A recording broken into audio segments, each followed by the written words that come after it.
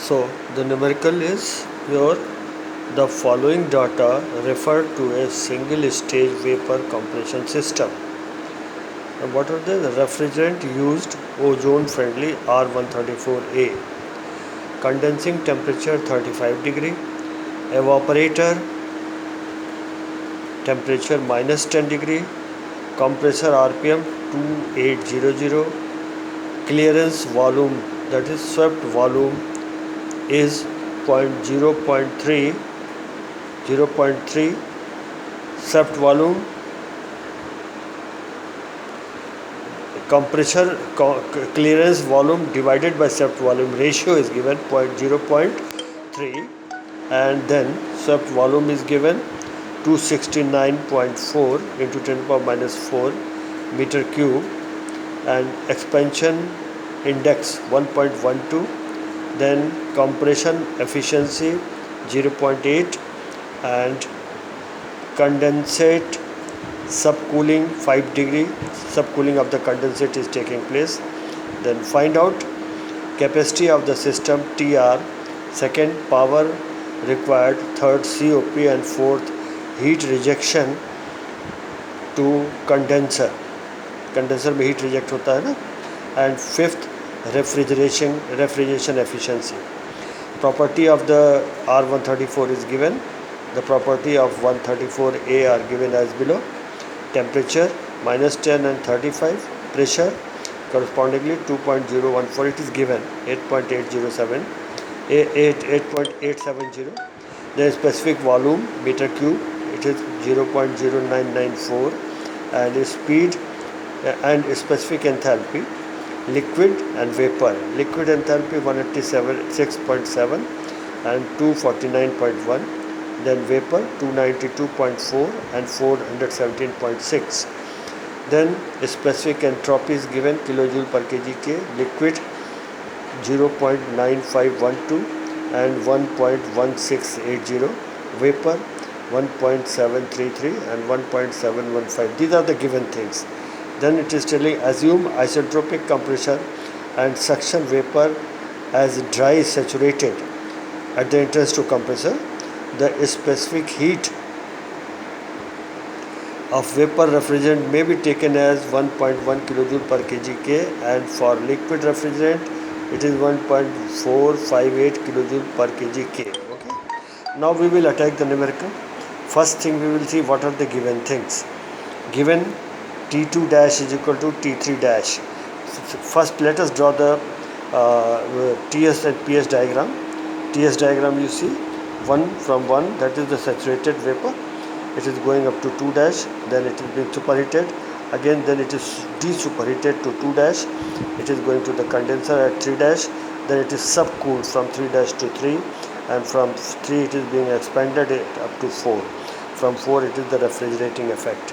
Similarly on, if we come on PS diagram, that was the TS diagram, 1 to 2 compression, 2 to 2 dash desuperheating, 2 dash to 3 dash condensation, 3 dash to 3 that is your subcooling, and 3 to 4 that is the expansion, and 4 to 1 the refrigeration effect. So the numerical has been shown on the TS diagram and PS diagram both. So now what are the given things? We will see that first one by one. Given 2 dash is equal to T2 dash is equal to T3 dash 35 degree 35 degree को हमने kelvin में change किया 273, तो हो गया 308 K. फिर T1 is equal to T4 is equal to -10 को भी हमने कैल्विन में चेंज कर दिया, और वो हो गया आपका 263. ठीक है, ये दोनों टेम्परेचर को कैल्विन में चेंज कर दिया. फिर RPM of the compressor 2800 RPM दिया हुआ. Then VC upon VS, that is the ratio of the volume, swept volume to that is the ratio of the swept volume to clearance volume. Swept volume to clearance volume to swept volume ratio is given C 0.03. Then swept volume is given 269.4 into 10 power minus 6 meter cube. Swept volume is given, and clearance to swept volume ratio is given. Then comes N 1.12, that is index, some index is there, that is expansion index 1.12, expansion index in the compressor, gamma की जगह पर हमारा 1.12 आ गया। Then N C compression efficiency 0.8 and T3 is equal to 35 minus 5 30 degree, 30 plus 273 303 K. P1 is equal to P4 2.014 bar and P2 dash is equal to P3 dash is equal to 8.870 bar. V1 that is 0.090994 V1 that is the specific volume meter cube per kg, and HF1 that is the liquid enthalpy at 0.1, liquid enthalpy at 0.1 that is given over there 186.7 HF1 liquid enthalpy at 1 here. Then HF3 liquid enthalpy at 0.3 dash, okay, it is given 249.1. Then H1 enthalpy at the 0.1 292.4 kilojoule per kg, 392 here it is given over here vapor. Then H2 dash 417.6 kilojoule per kg H2 dash, and then next comes SF1 specific, that is your entropy at 0.1, liquid entropy at 0.1 0.9512 kilojoule per kg K, it is given over here, okay, in the entropy way 0.9512 kilojoule per kg K, okay. So and then SF3 it is given 1.1680 kilojoule per kg K.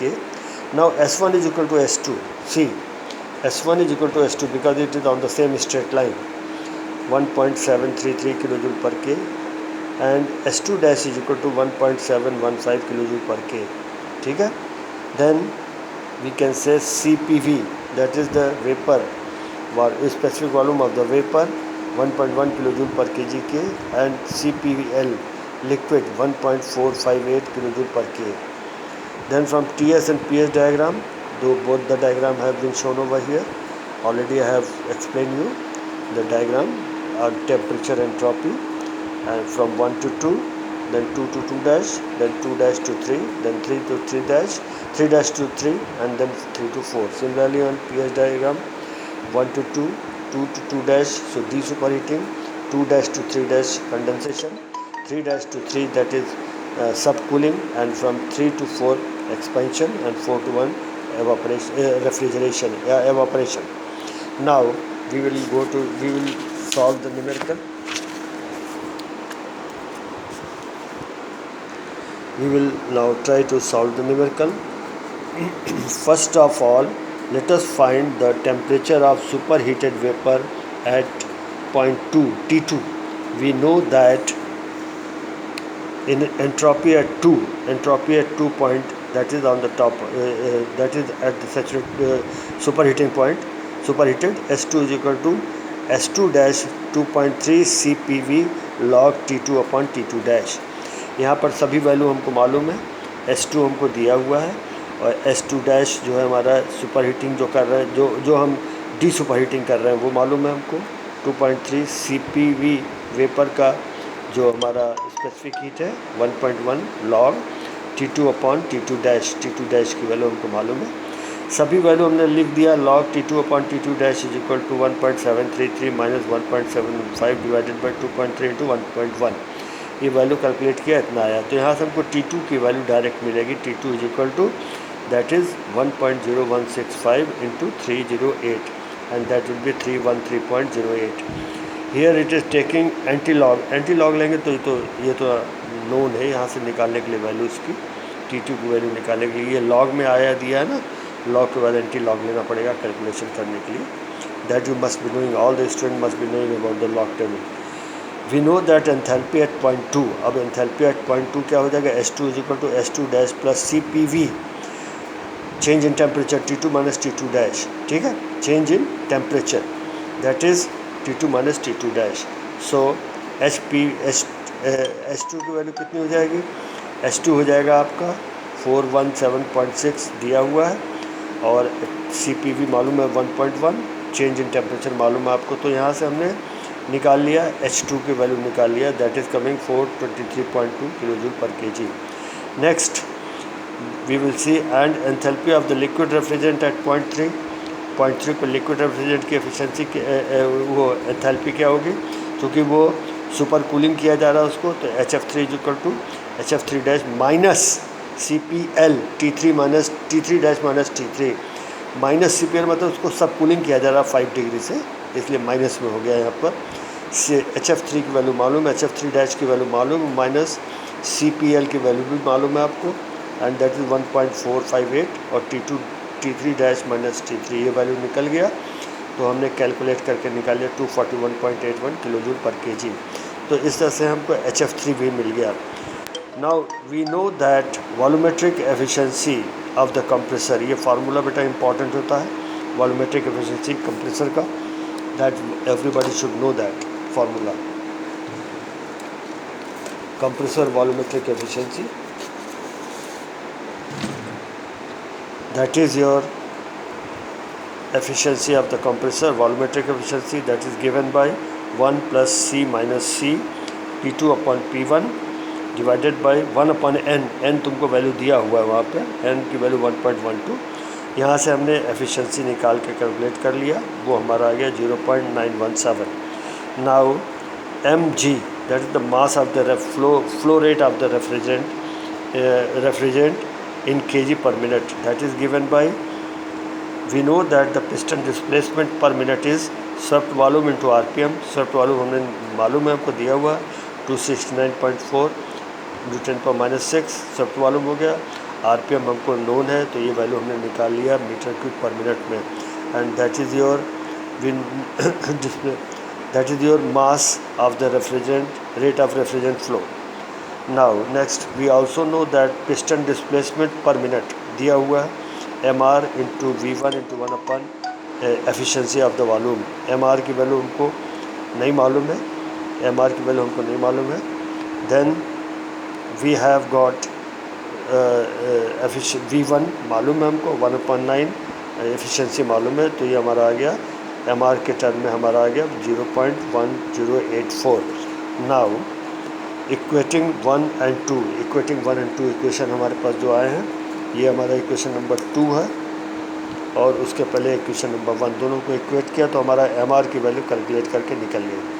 MR is equal to 0.75432 divided by 0.1084, that is 6.96 kg per minute.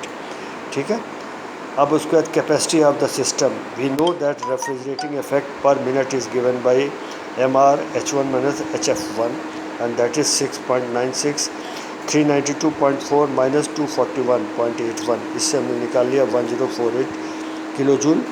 1048 हमारी value आ जाएगी 1048 kilo joule per kg के। ठीक है, अब ये जब मिल गया हमको, उसके बाद जो हम चलेंगे वो हम निकालेंगे, then we will come on the next part, and that is capacity of the system, that is 1048 अभी हमने निकाला, 210 से डिवाइड किया हमने, तो 4.99 TR में आ गया, ये TR में आ गया बेटा सीधा सीधा हमारा। उसके बाद power required, we know that the work done during the compression of the refrigerant, that is MR H2 minus H1। H2 minus H1 क्या है, कंप्रेसर में एंथैल्पी 8.1 इंटू MR की वैल्यू हमने निकाल रखी है 6.96, और H2 H1 की वैल्यू हमें मालूम है 432.2 minus 392.4, that give you 214.47 kilo joule पर मिनट। और उसके बाद फिर पावर रिक्वायर्ड हो जाएगा, 60 से डिवाइड कर दोगे सीधा किलोवाट में आ जाएगा पावर, 3.57 किलो जूल पर second, that is 3.57 kilowatt. Okay, now COP, the refrigerating effect upon work done, refrigerating effect आपको आया हुआ निकाला हमने 1048 पहले निकाल रखे हैं, डिवाइड वर्क डन अभी निकाला, वर्क डन निकाला हुआ पहले, तो दोनों को डिवाइड किया, हमारा COP आ गया। नेक्स्ट पूछ रहा है हीट रिजेक्टेड इन कंडेंसर, तो कंडेंसर में हमारा H2 माइनस HF3 होगा बेटा, H2 से हमारा कंप्रेसर के बाद से घुस रहा वो और HF3 तक जा रहा है कंडेंसर में। तो मास हमको मालूम है ऑलरेडी, और H2 हमको मालूम है, HF3 भी मालूम है, कैलकुलेट करके निकाला हमने पहले। तो इस तरह से हमको मिल गया 1262.47 किलोजूल पर मिनट। ठीक है। नाउ नेक्स्ट नोट कह रहे हैं the heat rejected to condenser is also equal to refrigerating effect equal to work done 1048 plus 214.47। इससे भी निकल जाएगा, मतलब जो हीट रिजेक्टेड है that is 1262.47। Now next refrigeration efficiency. refrigeration, we know that COP of the Carnot cycle is given by T1 upon T2 dash minus T1। T1 हमको मालूम है, T2 डैश मालूम है, T1 मालूम, हमने रख दिया पूरा, 5.84 आ गया। तो रेफ्रिजरेटिंग एफिशिएंसी कितना हो गया इससे? Refrigerating efficiency COP of cycle divided by COP of Carnot. COP of cycle पहले हमने निकाला है, that is 4.89 divided by COP of Carnot, that gives you 0.8367 और 83.67। ये आंसर आ गया हमारा। इस तरह से आप देखेंगे कि हमने इस न्यूमेरिकल को सॉल्व किया। इसमें सबसे इम्पॉर्टेंट पार्ट जो था वो ये था कि हमारा we know that the volumetric efficiency of the compressor, इसका फार्मूला आपको याद होना चाहिए, 1 + C - C divided by P2 upon P1 raise power 1/n। C क्या है बेटा? C जो है आपका कंप्रेशन रेशियो जो दिया हुआ सॉफ्ट वॉल्यूम टू कंप्रेशन 0.03 दिया हुआ न्यूमेरिकल में आपको। ये दिया है न्यूमेरिकल, देखेंगे आप तो इसमें दिया हुआ है clearance volume divided by swept volume का ratio 0.03, that is the C, capital C जो उसमें हमको लिखा हुआ मिल रहा है कैपिटल C। तो that is the capital C। Then we have got efficiency volumetric efficiency 1 + C - C into P2 upon P1। C is the ratio of the swept volume to clearance volume, ये हमको value दी हुई है, और P2 P1 हमने calculate करके निकाला है। तो यहाँ से हमको एफिशिएंसी वॉल्यूमेट्रिक एफिशिएंसी डायरेक्ट मिल जाएगी। मेन चीज़ हम इसलिए स्ट्रेस कर रहे हैं बार बार, चूँकि ये formula which is very important, ये फार्मूला जो है ये हमको याद रहना चाहिए, पता रहना चाहिए कि कैसे हम soft volume efficiency of the volumetric efficiency कैसे निकालते हैं। बाकी सब कैलकुलेशन तो बहुत सिंपल है, आपको पता होना चाहिए। अब जैसे we know the piston displacement per minute is equal to swept volume into RPM होता है। सॉफ्ट वॉल्यूम आपको दिया हुआ है 269.4 इंटू 10⁻⁶, ये दिया हुआ हमको, RPM से मल्टीप्लाई कर दिया। उसके बाद फिर और we also know that the piston displacement per minute is also given by MR, that is the mass of the refrigerant into V1 specific volume upon 1 efficiency MR, ये हो गया आपका। V वॉल्यूम दिया हुआ, 1 एफिशिएंसी दिया हुआ, यहाँ से हमने निकाल लिया। तो ये कहने का मतलब बस यहाँ पर मेन इंपॉर्टेंट चीज़ क्या है कि हमारा जो रेफ्रिजरेंट जो हम यूज़ कर रहे हैं, रेफ्रिजरेंट जो हम यूज़ कर रहे हैं वो पहले 1 to 2 कंप्रेशन हो रहा है, और कंप्रेशन में जो हमारा n की वैल्यू गामा की जगह पर इन्होंने n की वैल्यू दे दी है क्वेश्चन में, जो कि आपको एक्सपेंशन इंडेक्स 1.12 दे दिया गामा की जगह पर। फिर 2 से 2 जो है हमारा डी सुपर हीटिंग हो रहा है, रेफ्रिजरेंट का डी सुपर हीट कर रहा है। 2 से 3 जो हमारा जा रहा है एक्सपेंशन में, एक्सपेंशन हो रहा है 2 से 3 2 से 3 और 3 से 3 जो है वो अंडर कूलिंग हो रहा है रेफ्रिजरेंट का, उसको फर्दर ठंडा किया जा रहा है। और 3 to 4 ये हमारा एक्सपेंशन वाल्व का एक्सपेंशन वाल्व में आ गया, और 4 to 1 फिर हमारा जो हो गया रेफ्रिजरेटिंग इफेक्ट हो गया। ये हमारा TS डायग्राम हुआ। PS डायग्राम पर पैरेलल उसके 1 से 2 अगेन हमारा कंप्रेशन हो गया, जिसका कि हमको दिया हुआ है, कंप्रेशन इंडेक्स दिया हुआ है। 2 से 2 हमारा हो गया क्या, डी सुपर हीटिंग हो गया। 2 से 3 हो गया हमारा कंडेंसेशन, और 3 to 3 क्या हुआ, ये सब कूलिंग कर रहे हैं रेफ्रिजरेंट का, तो 3 to 3 हो गया। फिर 3 से लेकर के 3 से 4 हमारा एक्सपेंशन वाल्व में हो गया, एक्सपेंशन किया हमने, और 4 से 1 फिर हमारा रेफ्रिजरेटिंग इफेक्ट हुआ। तो इस तरह से TS और PS डायग्राम, पहले ये दोनों डायग्राम क्लियर होने चाहिए। फिर उसके बाद सबसे इंपॉर्टेंट चीज़ होता है what are the given things, वो जितने भी गिवन थिंग्स हैं वो सब हमको नोट करने चाहिए, क्या क्या हमको दिया हुआ है। जब हम गिवन थिंग्स नोट कर लेंगे और PS और TS डायग्राम बना लेंगे, तो उसके बाद न्यूमेरिकल सॉल्व करने में कोई दिक्कत नहीं होती है, न्यूमेरिकल आसानी से सॉल्व हो जाता है। तो ये हमारा अच्छा सबसे बड़ी बात तो ये न्यूमेरिकल में एक चीज़ और देखने की चीज़ है कि हमारा entropy at .1 is equal to entropy at .2, दोनों एंट्रोपी बराबर है, चूँकि सेम वर्टिकल लाइन पर है। उसी तरीके से एक्सपेंशन में देखिए आप 3 से 4, enthalpy of 3 equal to enthalpy at 4, total enthalpy at 3 equal to total enthalpy at 4। ठीक है, ये दो चीज़ आपको इंपॉर्टेंट चीज़ें हैं, इसको उसमें नोट कर लेना चाहिए। That's all. ओके, ठीक है, ओके, थैंक यू।